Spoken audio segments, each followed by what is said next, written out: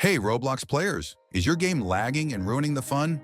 No worries today, I'll show you how to fix lag in Roblox on PC and laptop step by step. Let's get into it. Step 1. Change graphics settings in Roblox Launch, Roblox and enter any game. Press ESC to open the in-game menu. Go to Settings. Change graphics mode from automatic to manual. Then lower the graphics quality slider to reduce lag. This instantly boosts performance. Step 2. Clear temporary files. Let's clean up your system for better speed. Press Windows plus R. Type temp and hit Enter press. Ctrl plus A to select all files, then delete them.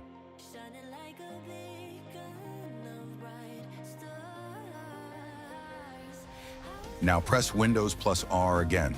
Type %temp, hit Enter again.